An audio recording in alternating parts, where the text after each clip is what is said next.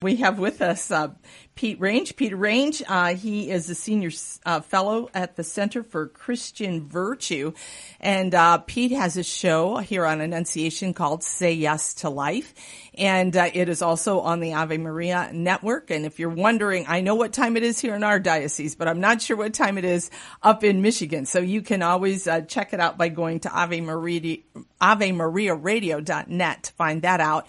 And you can also just check into Annunciation Radio and click on the On Demand and hear Pete anytime you would like. That's right. So we're happy to have him part of our weekly Tuesdays. And so, Pete, welcome. Well, it's great to be here. And the more you listen to me, the more time you have off of purgatory. So it's a tremendous opportunity to stand before the throne of grace at the hour of death. So you please. always bring us graces, Peter. Well, That's thank right. you. I appreciate it. It's great to be Any here. way you bring grace is good, Pete. So just figure it that way. So what do you got to share with us today? Well, just super excited to share as we set up this segment for the next year, next 2 year, next 10 years, because I'm super excited to be a part of this show.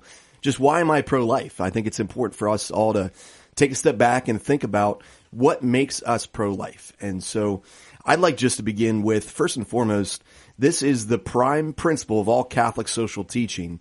It is the dignity of the human person, something that Pope Francis obviously emphasized during his pontificate as well. But I want to go all the way back to St. Gregory of Nyssa in the 4th century. He said that God did not make the heavens in his image, nor the moon, the sun, the beauty of the stars, nor anything else which you can see.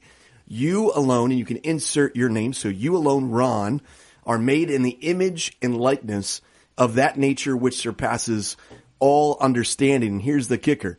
Nothing in all of creation can equal your grandeur. So we talk about being pro-life and sharing the pro-life message, but how often do we just sit back and just wonder about how amazing God made us? I think it was St. Augustine said, we travel the world to look at mountains and rivers and valleys, but how often do we just wonder at ourselves? So it's a very biblical principle, obviously. We're made in God's image and likeness. Even before we were in the womb, God formed us and God knew us, as it says in Jeremiah 1:5. Psalm 129, we are knit together in our mother's womb. And then, of course, Luke chapter 2, St. John the Baptist leaps with joy at the presence of Christ.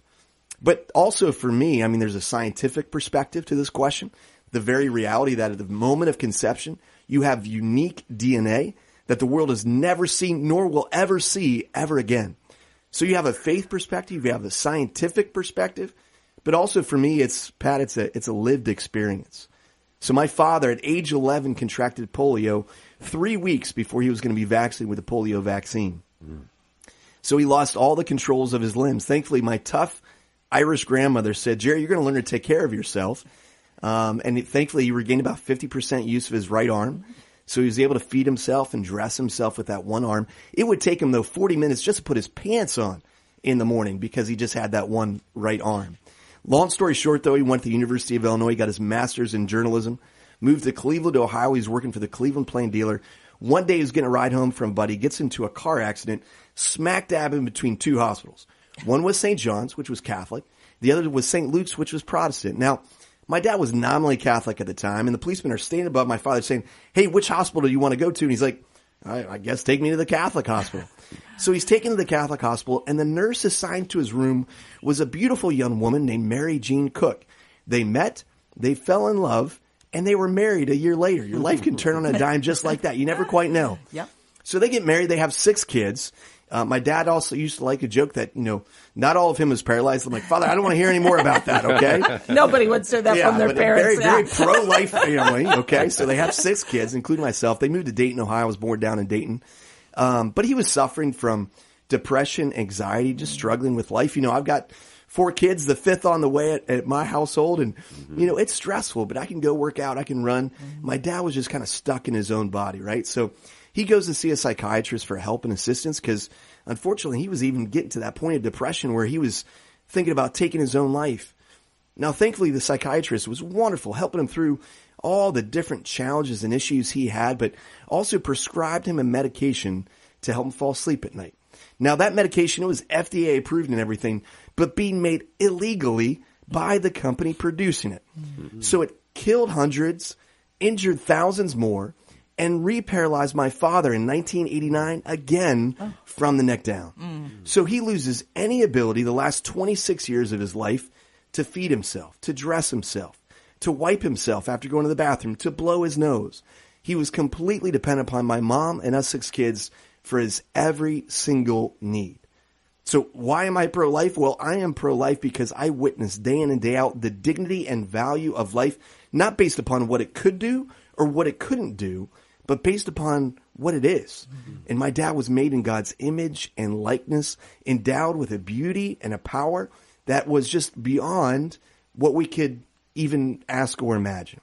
So I'm very, very thankful, obviously, for the teaching of the church that's given us the Holy Scriptures, the beauty and the dignity of the person, the teaching of our holy pontiffs throughout all the years, talking about the dignity and value, certainly emphasized by Pope Francis during his pontificate as well, talking about the marginalized and the poor and caring for the unborn as well. He's very clear about the right to life and the call to care for the child in the womb.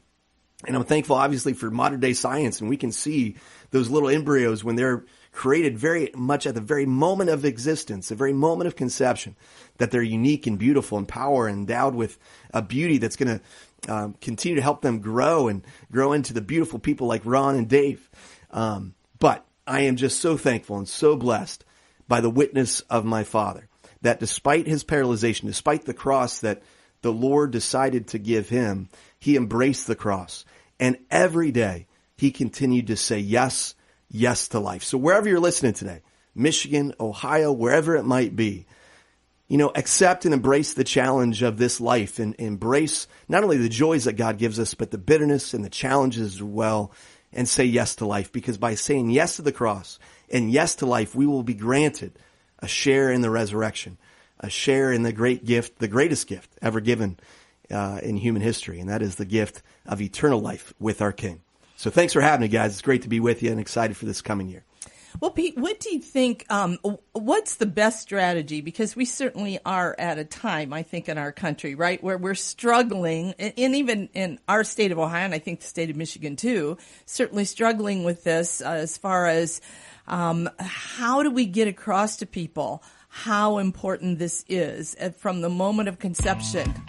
Oh, sorry, music. That's going to be the entire next year. Yeah, I'll be talking about that. We're going to have answers. We're going to talk about those issues and how best do we build a culture of life. And just a little hint, it's going to start and end with the family. Wonderful. Amen. Thanks so much, Pete. You are a blessing. Morning offering. Welcome aboard. Thank you, Peter Range.